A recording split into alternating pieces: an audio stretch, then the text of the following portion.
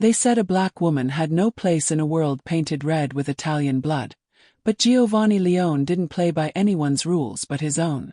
Before we dive into this story, drop a comment and let us know where you're watching from because we absolutely love hearing from our global family spread across the world. And if you haven't hit that subscribe button yet, do it now because tomorrow we're dropping another story you absolutely cannot miss. The champagne flutes clinked like warning bells in the grand ballroom of the Leone estate in Manhattan's Upper East Side, where power wore $1,000 suits and blood money smelled like expensive cologne. Sheila Anaya moved through the crowd like a shadow, her uniform pressed crisp and perfect, her hands steady as she collected empty glasses from tables where men discussed territory lines and body counts as casually as stock portfolios. She'd learned early in her 6 months working for the Leone family that invisibility was survival. Keep your eyes down, your mouth shut, and never, ever listen to what the Maid men said when they thought the help couldn't hear. But Giovanni Leone saw everything. He stood near the marble fireplace, a king surveying his kingdom, his dark eyes tracking her movements across the room with an intensity that made her skin prickle with awareness. At 38, he was the youngest Don to ever control the 5 boroughs, a man who'd built his empire on calculated violence and strategic brilliance. The scar that cut through his left eyebrow told stories his mouth never would, and when he moved, even the coppos who'd known him since childhood stepped aside. Sheila had been raised in the Bronx by a grandmother who cleaned houses for families who looked through her like she was furniture. She'd promised herself she'd be different, that she'd finish college, become something more. But tuition didn't pay itself, and her grandmother's medical bills had mounted faster than her part-time campus job could handle. The Leone family paid 3 times what anyone else offered, and if the work came with risk, well, poverty was its own kind of danger. She was reaching for a glass on the table nearest Giovanni when his consigliere, Marco Battaglia, stepped too close, his wine-soaked breath hot against her neck. "You know what I like about you colored girls," he slurred, his hand reaching for her waist. "You know how to keep quiet." Sheila froze, her training warring with her instinct to break his fingers. But before she could move, before she could breathe, Giovanni's voice cut through the jazz music like a blade through silk. "Battaglia." One word. Just one word spoken in that low, controlled tone that made grown men remember their mortality. Marco's hand dropped like he'd been burned, his face going pale under his tan as he turned to face his boss. The conversations around them died, creating a pocket of terrible silence in the crowded room. Giovanni moved with the fluid grace of a predator, closing the distance between them in 3 measured steps. He didn't raise his voice. He didn't need to. "You forget where you are. You forget whose house you're in. Boss, I didn't mean nothing by it, I was just. You were just leaving." Giovanni's eyes were flat, emotionless, more terrifying than any rage could be.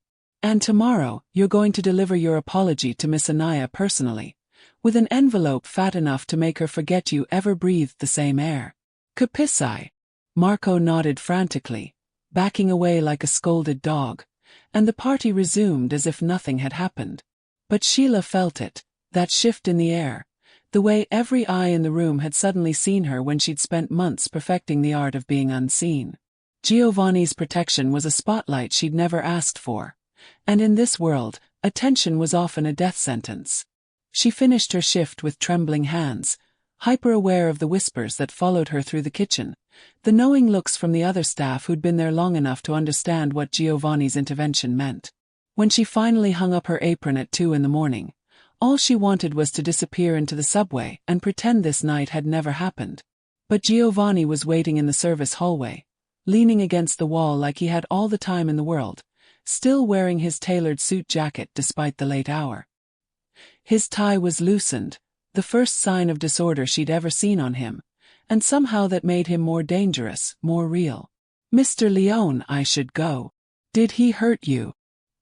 His eyes scanned her face, her arms, looking for damage with a thoroughness that made her breath catch. "No, I'm fine really, I can handle." "I know you can handle yourself." He stepped closer, and she caught the scent of his cologne, something dark and expensive that probably cost more than her monthly rent. I've watched you handle drunk soldiers and entitled wives for 6 months without ever breaking your smile. You're stronger than half the men in my crew. But you shouldn't have to handle that. Not in my house. Why do you care? The question escaped before she could stop it.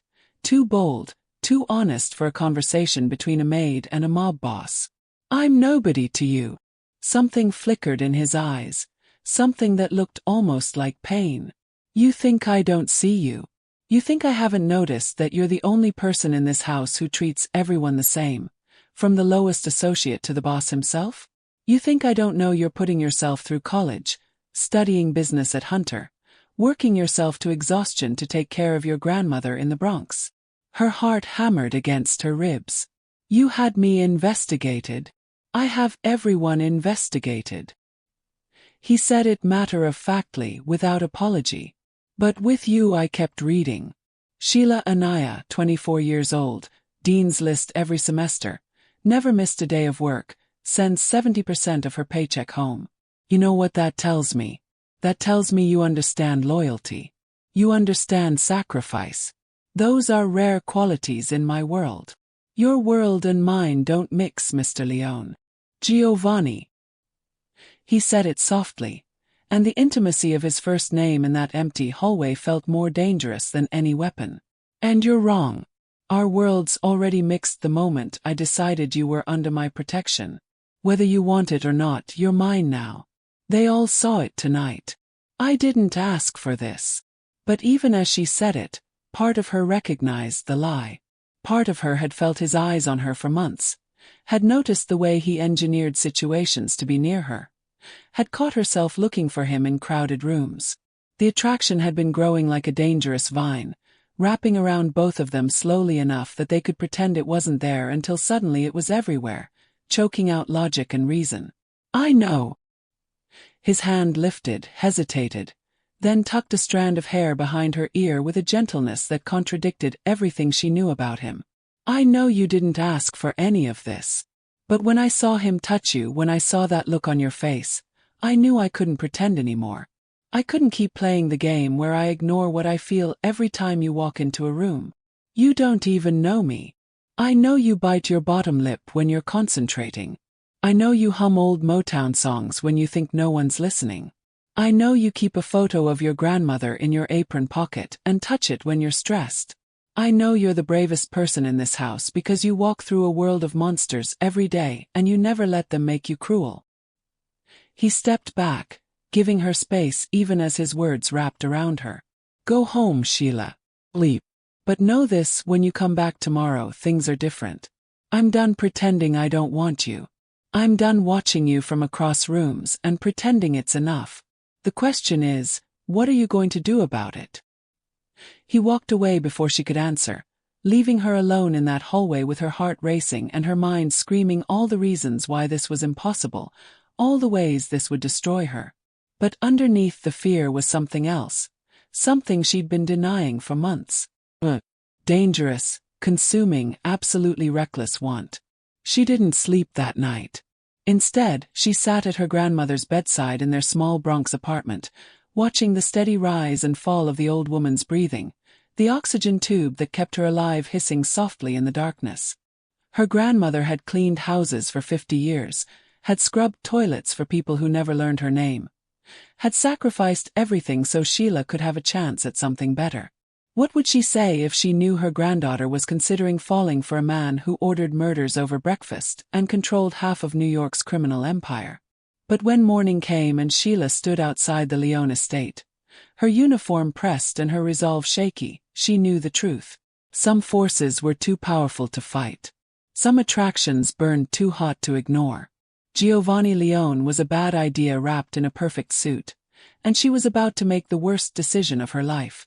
She walked through the service entrance like always, prepared for a normal day of avoiding eye contact and blending into the background. Instead, she found an envelope on her locker with her name written in sharp, masculine handwriting. Inside was a key and a note that read, "Penthouse. Noon. Come alone. G." Her hands shook as she held the key, a small piece of brass that felt heavy as a gun. The penthouse was Giovanni's private sanctuary, a place where even his most trusted men rarely ventured. An invitation there wasn't just dangerous, it was a declaration. If she crossed that threshold, there would be no going back. The carefully constructed walls she'd built between them would crumble, and everyone in the organization would know. She almost threw the key away. She almost ran. But at 11:55, she found herself standing outside the penthouse door. Her heart trying to escape her chest, the key trembling in her hand. She'd spent her whole life being careful, being smart, protecting herself from risks she couldn't afford. But Giovanni had seen something in her that she'd kept hidden. Had called her brave when she'd only ever felt scared. Maybe, just maybe, real bravery wasn't about avoiding danger. Maybe it was about walking toward the fire with your eyes wide open. She unlocked the door. The penthouse was nothing like the opulent showiness of the rest of the estate. Here, the luxury was understated, almost austere. Floor-to-ceiling windows overlooked Central Park. The city spread out below like a kingdom. Giovanni stood at those windows, his back to her, wearing a simple black t-shirt and dress pants. His usual armor of suits abandoned. He looked younger like this, more human, and somehow that made her more nervous. "You came." He didn't turn around, his voice quiet. "You knew I would. I hoped." He finally faced her, and the vulnerability in his eyes stole her breath. "But I didn't know. You could have walked away, Sheila. You still can. I'll protect you regardless. I'll make sure no one in my organization ever disrespects you again. You don't owe me this." "What is this?" She needed to hear him say it, needed him to name the thing that hummed between them like a live wire. He crossed the room in long strides, stopping close enough that she had to tilt her head back to meet his eyes. "This is me breaking every rule I ever made. This is me risking everything I've built because I can't stop thinking about you. This is me offering you something that's going to make both our lives harder and more dangerous and probably insane." His hand cupped her face, his thumb brushing her cheekbone with devastating gentleness. "This is me asking if you feel it too. This thing between us that doesn't make sense, that shouldn't exist, but does anyway." "I feel it." The admission came out barely above a whisper. "I've felt it since the first week I started working here. When you held the door for me, even though you're supposed to be the big scary mob boss who doesn't see the help. I've felt it every time you found excuses to be in whatever room I'm in. Every time you've looked at me like I'm not invisible. And I'm terrified, Giovanni. I'm terrified because this can't work, because your world will never accept me, because I'm not. Don't." His voice turned hard. "Don't you dare say you're not good enough. You're better than all of them. You're better than me. But I'm too selfish to let that stop me from wanting you." Then he kissed her, and the city disappeared. His lips were soft and demanding at once, gentle but insistent, and she melted into him like she'd been waiting her whole life for this moment. His hand slid into her hair, tilting her head to deepen the kiss, and she gripped his shoulders, feeling the solid muscle beneath her fingers, the barely controlled strength in his frame. He tasted like espresso and sin, and when he finally pulled back, they were both breathing hard, both past the point of no return.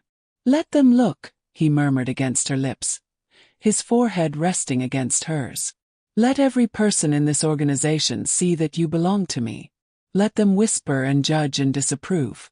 I've spent my whole life living by their rules, following their traditions, being what they expected. For once, I'm doing something just because I want to. For once, I'm choosing what's mine. I'm not property to be owned," she said, but there was no heat in it, just truth that needed speaking. "No, you're not." His smile was dangerous and beautiful. "You're the woman who owns me. There's a difference." The weeks that followed were a masterclass in scandal. Giovanni didn't hide her, didn't keep her secret like she'd expected. Instead, he paraded their relationship through every level of his organization with a defiance that took her breath away. She no longer wore a maid's uniform. Instead, she sat beside him at meetings, wore dresses that cost more than her old car, and learned the intricate power dynamics of a world she'd only observed from the margins. But acceptance didn't come easy. The wives of the Kapos looked at her with undisguised hostility, their whispers following her through every social event. Gold digger. Uppity. Words that were sometimes harsher, uglier, spoken just loud enough for her to hear. The soldiers were divided, some respecting Giovanni's choice because he was their don, others muttering about tradition and what their fathers would say, about how bringing an outsider, a black woman at that, into their tight-knit world violated every unwritten rule. The worst was Salvatore Leone, Giovanni's uncle, and the former don who'd reluctantly passed the title to his nephew 5 years prior. He cornered Sheila at a Sunday dinner in the estate's formal dining room, his watery eyes full of contempt as he looked her up and down like she was something he'd scraped off his shoe. "You think this is a fairy tale, girl?" His voice was a rasp from too many cigars and too much screaming. "You think my nephew's infatuation means you're one of us? This family has bled for our traditions, died for our way of life. You're a distraction, a pretty face that will disappear the moment Giovanni remembers who he really is." Giovanni appeared before Sheila could respond, his hand settling possessively on her lower back. "Uncle Sal, you have something you want to say, you say it to me." "I'm saying you're thinking with the wrong head, boy. This Cosa Nostra, our thing, it's built on blood and tradition. You bring someone like her into our world. Someone like her has more integrity in her little finger than half our family has in their entire bodies." Giovanni's voice was ice. "And let me be crystal fucking clear about something. Sheila isn't a phase. She isn't a distraction. She's my woman, which means she's under my protection, which means anyone who disrespects her disrespects me. And you know what happens to people who disrespect the Don." The threat hung in the air, heavy and undeniable. Salvatore's face purpled with rage, but he backed down, because even blood ties didn't override the absolute authority of the boss. But as he left, he threw one last poisonous look at Sheila, and she knew with cold certainty that this was far from over. That night, Giovanni found her on the penthouse balcony, staring out at the glittering city, her arms wrapped around herself despite the warm summer air. He draped his jacket over her shoulders and pulled her back against his chest, his chin resting on top of her head. "I should walk away," she said quietly. "I'm causing problems for you. Your family. My family needs to evolve or die. The old ways, the closed ranks, that shit worked when we were a small operation in Little Italy. But we're bigger now, we're diversified, we're international. Clinging to tradition just because it's tradition is how empires fall." His arms tightened around her. "Besides, you're not causing problems. You're revealing problems that were always there. The racism, the sexism, the small-minded thinking that makes us weak. If my people can't handle me choosing a woman I respect and want, then they're not my people. Your uncle looked at me like he wanted me dead. My uncle is a relic who's bitter that the world changed without his permission. Let him look. Let them all look. They'll see you belong to me, and more importantly, they'll see that I belong to you." She turned in his arms, studying his face in the moonlight. "You're really willing to risk everything for this? For us? Sheila, I've killed men for disrespecting me. I've gone to war over insults to my honor. But you..."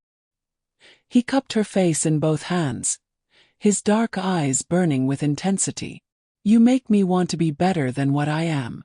You make me think there might be more to life than power and territory and respect earned through fear. If that's not worth fighting for, then nothing is." They made love that night with a desperation that felt like prayer, like they were both trying to prove something they couldn't put into words. Afterward, tangled in his sheets with the city lights painting patterns on their skin, Sheila felt something crack open in her chest, some last wall crumbling. She was in love with him. Completely, terrifyingly, irrevocably in love with a man who killed people for a living but kissed her like she was holy. But love in the Mafia world was never simple, and their peace shattered 3 weeks later when Sheila arrived at Hunter College for her evening class and found 2 men waiting by her car. They weren't Leone soldiers. She knew that immediately from the way they carried themselves, from the unfamiliar hardness in their eyes. One was tall and broad, the other wiry and quick, but both had the look of men comfortable with violence. Sheila Anaya. The tall one spoke, his Chicago accent placing him far from Leone territory. You're gonna come with us. No scene, no screaming. You do exactly what we say, and maybe you live through this. Her blood turned to ice. Who sent you? Someone who wants to have a conversation with Giovanni Leone. You're the message. The wiry one pulled his jacket aside, showing the gun tucked into his waistband. Cars around the corner. Move. She calculated her options in the 2 seconds it took to breathe. She could scream, but they'd shoot her before help arrived. She could run, but she'd never make it. She could fight, but she'd lose. So she did the only thing that might keep her alive long enough for Giovanni to find her.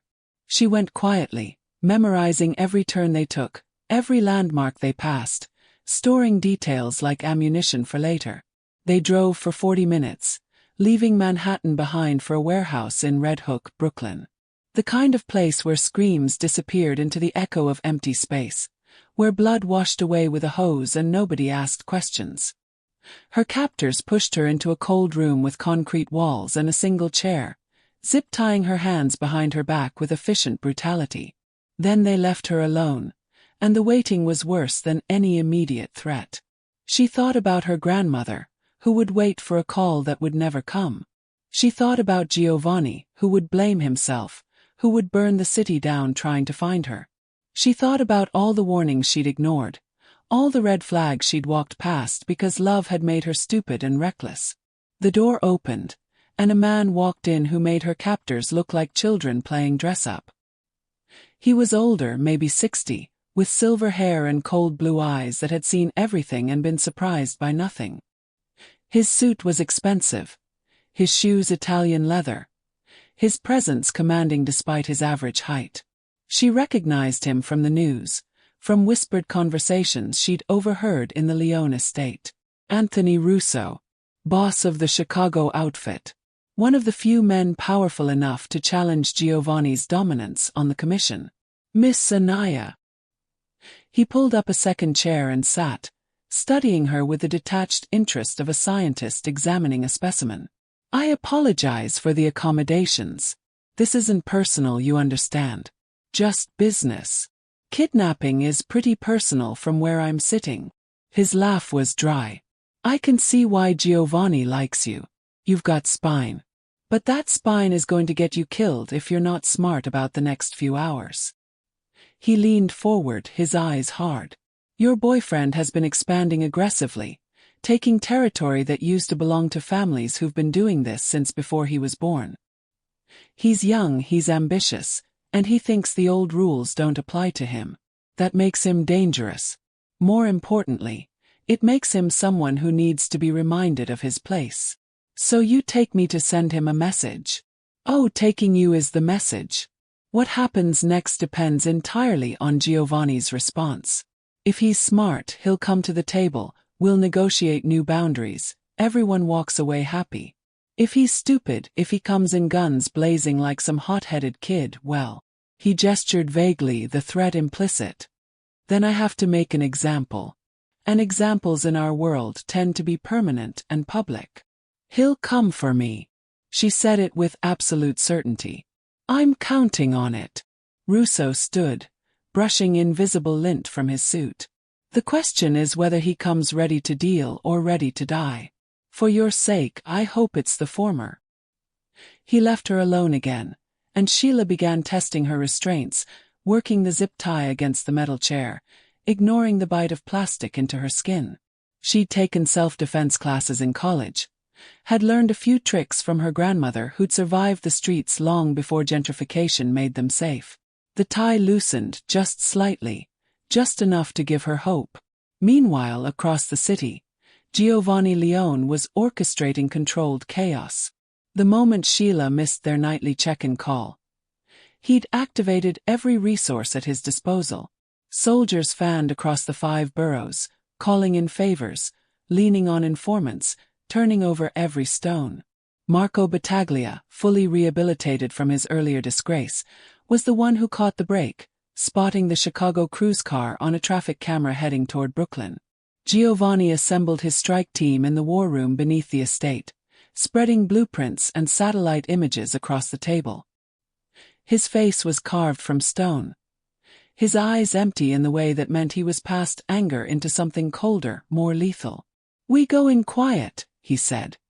His voice steady despite the violence simmering beneath. 10 men, 3 entry points, coordinated breach. Anyone who isn't Sheila gets put down. No hesitation, no questions. Russo thinks he can use her to negotiate, to make me bend. He's about to learn what happens when you touch what's mine. "Boss," Marco said carefully, "Russo's not stupid. This is a trap. He wants you emotional, wants you to come in sloppy. Then he's going to be disappointed because I'm not coming in sloppy. I'm coming in surgical." Giovanni checked his gun, the motion automatic from years of practice. But make no mistake, Russo signed his death warrant the moment he put hands on her. Whether he lives to regret it depends on whether she's unharmed. They moved like ghosts through Red Hook, professional soldiers executing a plan with military precision. Giovanni led from the front. His usual calculated caution abandoned in favor of speed and aggression. They cut through Russo's minimal security like a hot knife through butter, dropping guards with silenced weapons and tactical efficiency. Inside, Sheila had finally worked her hands free when she heard the first muffled gunshot. Her heart leaped, hope and terror mixing in equal measure. She grabbed the chair, hefting it despite her shaking arms, positioning herself beside the door. If someone came through that wasn't Giovanni, she'd go down fighting. The door exploded inward, and Giovanni filled the doorway with a gun in one hand and murder in his eyes. He swept the room in a heartbeat, found her standing there with a chair raised over her head, and the relief that crashed across his face was almost painful to witness. Sheila. Just her name, broken and reverent, and then he was crossing the room, his gun holstered, his hands on her face, her arms, checking for injuries with frantic thoroughness. "Did they hurt you? Tell me they didn't hurt you." I'm okay. She was shaking now, adrenaline crashing through her system. Giovanni Russo wanted. I know what he wanted. And he's about to learn the cost of taking what's mine. They found Anthony Russo in his makeshift office. Calmly pouring whiskey like this was a social visit rather than an execution.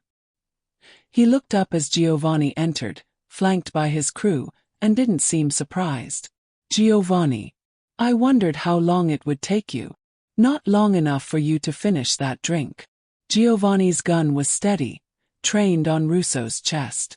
"You made a mistake tonight, Anthony. A fatal one." "Did I?" Russo set down his glass, unruffled. "I gave you an opportunity to show the commission you're a reasonable man, someone who can be negotiated with.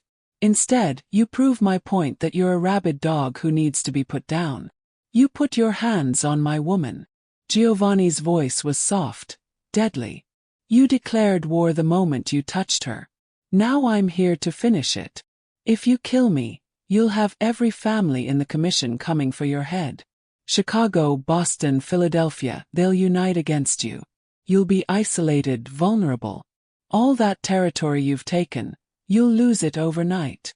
Russo was playing his last card, trying to make Giovanni think past the rage. But Giovanni just smiled, and it was the coldest thing Sheila had ever seen. "Let them come. Let every family in the country come for me. They'll learn what the Leones have always known. You don't touch what's ours. Ever." The gunshot was loud in the small space. Russo slumped in his chair, dead before the echo faded. Giovanni turned to Marco. "Call the commission. Tell them Russo violated protocol by targeting family. Tell them anyone who has a problem with how I handled it can come discuss it in person. Tell them the Leone family is done being pushed around by old men who think tradition is more important than respect." The drive back to Manhattan was silent. Sheila pressed against Giovanni's side. His arm wrapped around her like he could shield her from the world through sheer will. She should have been traumatized, should have been horrified by what she'd witnessed. Instead, she felt hollow, numb, like she'd burned through so much fear there was nothing left but exhaustion. Back in the penthouse, Giovanni ran her a bath, helped her undress with gentle hands, washed the warehouse grime from her skin like she was something precious and breakable. She let him, too tired to protest, too raw to maintain any pretense of independence. When he carried her to bed and held her like she might disappear, she finally broke, tears soaking his shirt as the reality of how close she'd come to dying crashed over her. "I'm sorry," he whispered into her hair. "I'm so fucking sorry. This is my fault. I brought you into this world, I made you a target, Stop." She pulled back enough to look at him, at the guilt and anguish carved into his features. "I chose this. Chose you. I knew the risks, and I chose you anyway because what we have is worth fighting for. You don't get to take that choice away from me by drowning in guilt. You almost died tonight because of me. And you burned Chicago to the ground to get me back. You started a war with the commission because someone touched me. Giovanni, I've spent my whole life being invisible, being overlooked, being treated like I don't matter. You make me feel like I'm the most important person in the world. That's worth the danger. That's worth everything." He kissed her then, desperate and claiming, and they made love with an intensity born from almost losing each other. Afterward, wrapped in each other and the darkness, he spoke words he'd probably never said to anyone. "I love you, Sheila Anaya. I love you in a way that makes me weak and strong at the same time. I love you so much I'd burn the world down before I let anyone hurt you again. I love you too." She kissed his scarred knuckles, these hands that had killed for her, that held her like she was made of glass. "I love you even though you're a terrible idea. I love you even though this will probably end badly. I love you because you see me, all of me, and you've never once asked me to be anything other than exactly who I am." The fallout from Russo's death was swift and brutal. The commission fractured, with older families calling for Giovanni's head and younger ones respecting the move, seeing it as long overdue evolution in how they handled territory disputes. The Leone family found itself isolated but unbowed, Giovanni's ruthless response sending a clear message. The rules had changed, and anyone who couldn't adapt would be left behind. Through it all, Sheila stayed at Giovanni's side, no longer content to be protected from behind. She'd seen the worst his world had to offer, had stared death in the face and survived. If she was going to be his weakness, then she'd also be his strength. She started sitting in on meetings, her business degree from Hunter proving surprisingly applicable to the legitimate side of Giovanni's empire. She learned the players, memorized the alliances, understood the chess game that was organized crime in New York. The wives and girlfriends who'd whispered behind her back began to show grudging respect. She'd been tested in the most brutal way possible and hadn't broken. She'd been given every reason to run and had stayed. In a world that valued loyalty above all else, Sheila had proven hers was unshakable. 6 months after the warehouse, Giovanni took her to a small Italian restaurant in Little Italy, the kind of place where tourists weren't welcome and reservations were made through connections rather than phone calls. They sat in the back corner, sharing linguine and wine, pretending for an evening that they were just a normal couple on a date. "I have something for you," Giovanni said, pulling a small box from his pocket. But it wasn't a ring box, and when she opened it, she found a key instead. "It's to a penthouse in Miami. Clean title, no connection to the family business, completely yours. I set up an account in your name, enough money to finish school, take care of your grandmother, start over anywhere you want." Her hands stilled on the box. "What are you saying?" "I'm saying I love you enough to let you go." His voice was steady, but she could see the pain in his eyes. "I brought you into this life without really thinking about the cost. You almost died because of me, and that's something I'll carry forever. But you don't have to carry it. You can walk away, Sheila. You can have the life you planned before you met me. I'll keep you safe from a distance, make sure no one ever bothers you again. You can be free." She stared at the key, at this escape route he was offering, this evidence of love so profound he was willing to sacrifice his own happiness for hers. A year ago, she would have taken it without hesitation. A year ago, safety and normalcy were all she wanted. But that Sheila was gone, burned away in a warehouse in Red Hook, and reforged into someone stronger, someone who'd learned that real love wasn't about avoiding danger but about facing it together. She closed the box and pushed it back across the table. I don't want safe if safe means without you. I don't want free if free means walking away from the only person who's ever really seen me. Keep your escape route, Giovanni. I'm not running. Sheila. No, listen to me. She leaned forward, taking his hands in hers. I spent my whole life playing it safe, following the rules, doing what I was supposed to do. And I was miserable. I was empty. Then I met you and suddenly I understood what it meant to really live, to feel everything so intensely it hurts. Yes, your world is dangerous. Yes, loving you could get me killed. But not loving you, walking away from this, that would kill me just as surely. Just slower and more painfully. You deserve better than this. Better than me. I deserve to choose my own life. And I choose you. Choose us. I choose this insane, dangerous, beautiful thing we've built together. She squeezed his hands.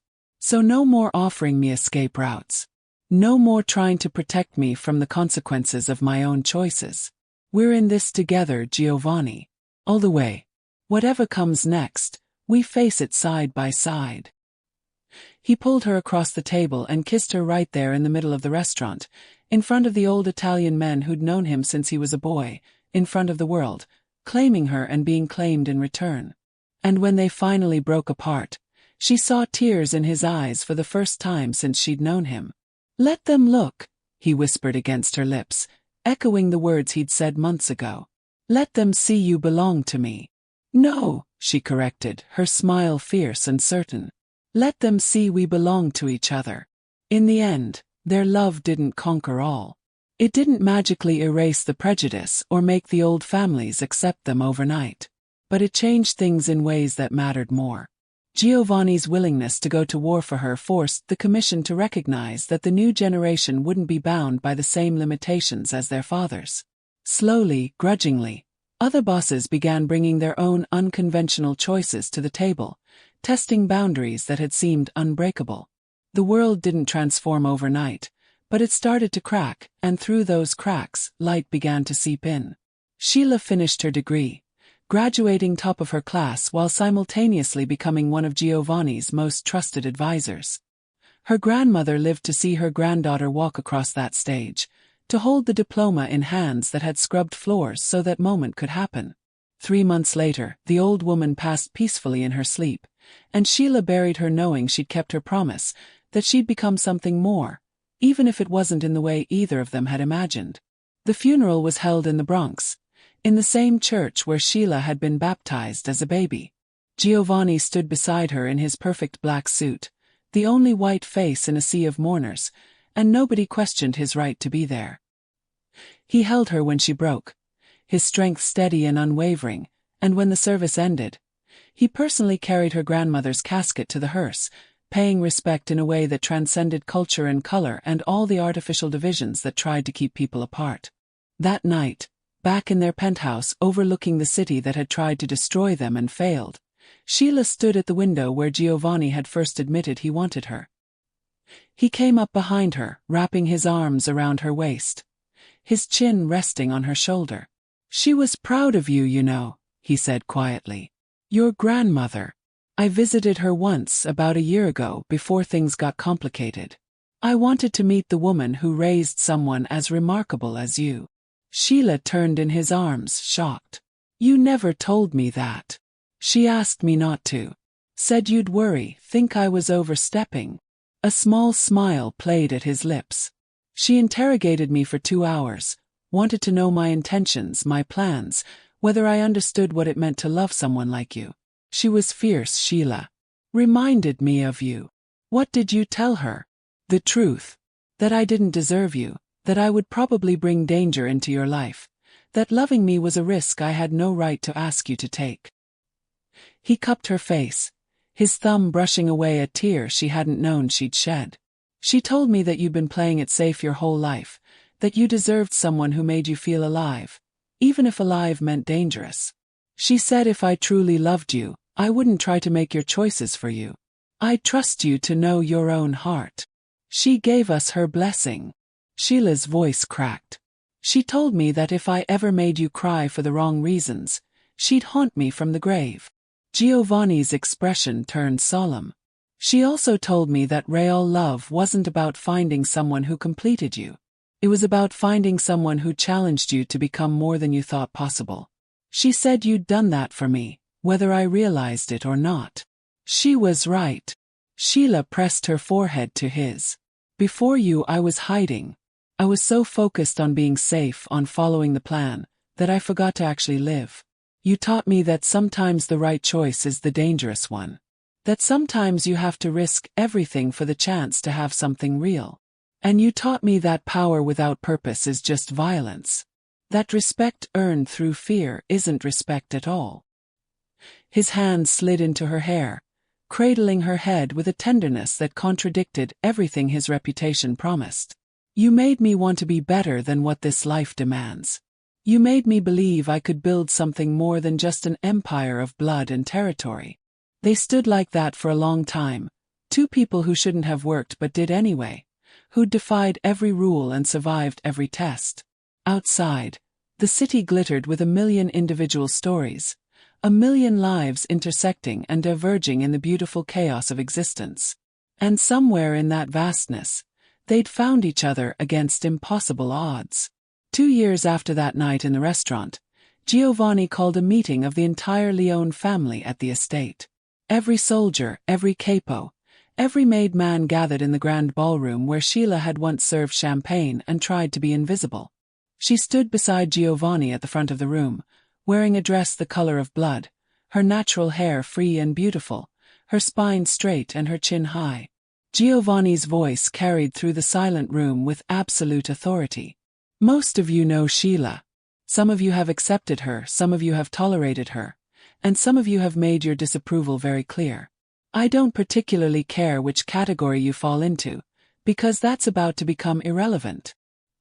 He turned to her, and in front of his entire organization, in front of men who'd known him since birth and soldiers who'd bled for him, he went down on one knee. The room erupted in shocked murmurs, but Giovanni's focus never wavered from Sheila's face. Sheila Anaya, you walked into my world wearing a maid's uniform and carrying more dignity than anyone in this room. You've survived attacks, death threats, and enough hostility to break most people. You've stood beside me through wars and negotiations, through victories and losses, and you've never once asked me to be anything other than exactly who I am. He pulled out a ring, a stunning emerald surrounded by diamonds, green like hope amidst the blood. I'm asking you to marry me. Not because I own you, not because you belong to me, but because I belong to you. Because I want the world to know that the best decision I ever made was loving you. The room held its breath. This was more than a proposal. This was Giovanni Leone, the most powerful mob boss in New York, declaring that he would marry a black woman, that he would make her his wife, his partner, the future mother of his children. This was revolution wrapped in romance, tradition shattered in the name of love. Sheila looked at the ring, at Giovanni's face, at the hundreds of eyes watching them with mixtures of shock and speculation, and in some cases, grudging admiration. She thought about the girl she'd been 2 years ago, working 3 jobs and dreaming of safe, predictable success. She thought about everything she'd survived, every choice that had led her to this moment. And she thought about the man kneeling before her, who'd chosen her over tradition, over approval, over everything his world told him he should want. Yes. The word came out strong and clear, filling the ballroom with its certainty. Yes, I'll marry you. Not because you're powerful, not because you can protect me, but because you see me. Because you've never once asked me to be smaller or quieter or less than I am. Because loving you has made me braver than I ever knew I could be. He slid the ring onto her finger and stood, pulling her into his arms and kissing her with a passion that made half the room look away and the other half lean forward. When they finally broke apart, Giovanni turned to face his family, his arm around Sheila's waist, claiming her before them all. Anyone who has a problem with my choice knows where the door is. The Leone family moves forward, or it dies clinging to the past. Choose forward. The question is, what do you choose? The silence stretched for 3 heartbeats. Then Marco Battaglia stepped forward, the man who'd once disrespected Sheila and learned the cost. He looked at her directly, respect clear in his eyes. "Congratulations, boss. Miss Anaya. You've earned this." One by one the others followed. Some genuine, some grudging, some still harboring doubts they'd probably never voice. But they all bent the knee to reality. Giovanni Leone had chosen his queen, and anyone who couldn't accept that had no place in his kingdom. The wedding was held 6 months later at the estate, a fusion of cultures that scandalized the traditionalists and inspired the next generation. Sheila wore white, walking down an aisle lined with her college friends and Giovanni's soldiers, her late grandmother's photograph pinned over her heart. Giovanni waited at the altar in a tailored tuxedo, his eyes never leaving her face as she approached, and when the priest pronounced them husband and wife, the kiss they shared tasted like victory and promise and the kind of love that rewrites the rules. Their first dance was to an old Motown song, the kind Sheila used to hum when she thought no one was listening, and Giovanni held her close as they swayed, whispering in her ear so only she could hear. "Let them look, Mrs. Leone. Let them see exactly who you are. My equal. My partner. My everything." "Let them look," she agreed, her smile radiant and fierce. "Let them see what happens when two people love each other enough to say fuck the rules." He laughed, the sound genuine and unguarded, and in that moment, they weren't a mob boss and his unlikely bride. They were just two people who'd found something rare and precious in a world designed to keep them apart, who'd fought for their right to love each other openly, who'd survived every test and emerged stronger. The years that followed weren't easy. They faced challenges from rival families, internal dissension, and the constant pressure of being scrutinized by a world that wanted them to fail. But they faced it together, united in a way that made them more powerful than either could have been alone. Sheila's business acumen helped Giovanni diversify into legitimate enterprises, slowly pulling the Leone family away from the bloodiest aspects of their history. Giovanni's protection and resources allowed Sheila to start a foundation supporting inner-city students, creating opportunities for kids who reminded her of herself, who needed someone to believe they could be more than their circumstances suggested. They had 2 children, a daughter named Grace after Sheila's grandmother, and a son they called Leo, short for Leone. The kids grew up in a world that was still complicated, still sometimes hostile, but also full of love and possibility. They learned early that their family was different, that their mother's presence at the table challenged everything the old guard believed. But they also learned that different wasn't bad. That love came in many forms. That strength meant standing up for what was right, even when it cost you. 10 years after that first night when Giovanni had defended Sheila from Marco's disrespect, they stood together on the same balcony where he'd first told her he loved her. The city stretched before them, forever changing, forever the same. Grace was asleep upstairs, 8 years old and already showing signs of her mother's fierce intelligence. Leo was 6, with his father's intensity and his mother's compassion. "Do you ever regret it?" Giovanni asked, the question he'd never dared voice before. "Choosing this life. Choosing me." Sheila thought about the girl she'd been, so focused on safety and predictability. She thought about all the pain, the danger, the moments when she genuinely feared she wouldn't survive. She thought about the prejudice that still existed, the whispers that had never fully stopped, the constant need to prove herself in a world that didn't want to accept her. Then she looked at her husband, at the man who'd risked everything to love her openly, who'd changed the rules of an ancient organization because she was worth it. She thought about their children, sleeping peacefully in a home built on love rather than fear. She thought about the foundation she'd built, the lives she'd changed, the girl she'd become. "Not even once," she said, and meant it with every fiber of her being. "Choosing you was the first truly brave thing I ever did. Everything good in my life came from that choice. Even the bad parts. Especially the bad parts." She turned in his arms, pressing her palm over his heart. "The bad parts taught me I was stronger than I knew. They taught me that love isn't about finding someone who makes life easy. It's about finding someone who makes the hard parts worth fighting through. You gave me that, Giovanni. You gave me a life worth living." He kissed her forehead, his lips lingering like a benediction. "I spent my whole life taking what I wanted through force and fear. But with you, I learned a different kind of power. The power of choosing someone every single day. The power of building something together instead of conquering alone. You didn't just change me, Sheila. You saved me."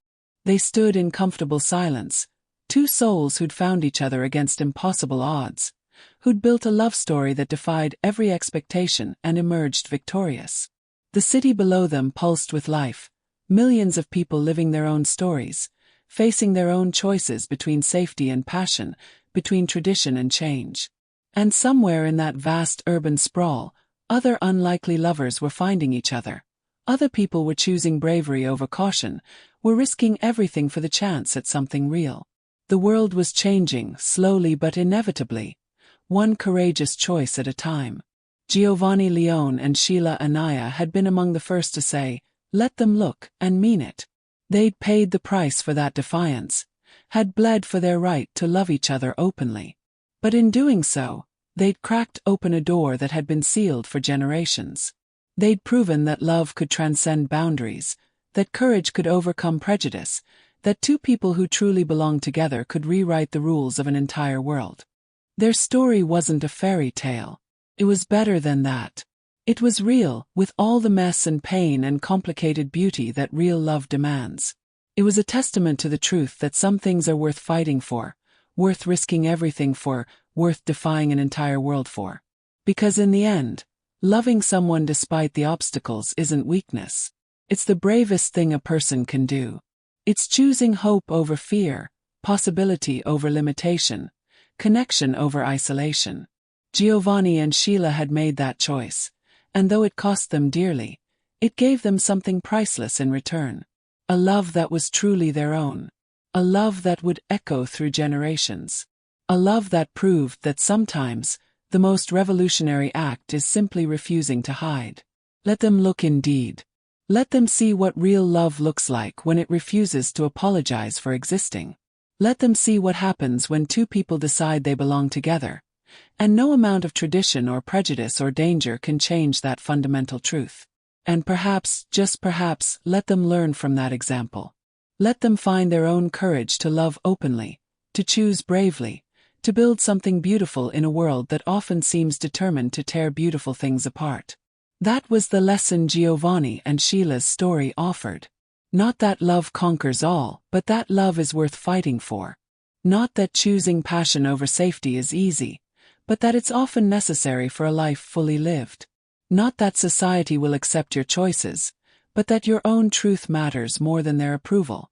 They'd learned these lessons the hard way, through fire and blood and moments of shattering doubt. But they'd emerged on the other side still standing, still together, still choosing each other every single day. And that, in the end, was the only victory that truly mattered. So what did you think of Giovanni and Sheila's journey? Their love story that broke every rule and created new ones. Drop a comment below and let us know your thoughts on their choices, their sacrifices, and their refusal to let the world tell them who they could love. And if you haven't already, hit that subscribe button because tomorrow we're bringing you another story you absolutely cannot miss. Tell us where you're watching from in the comments. We love hearing from our global family spread across this beautiful world. Until next time, remember that sometimes the bravest thing you can do is love someone the world says you shouldn't, and build something beautiful from that defiance.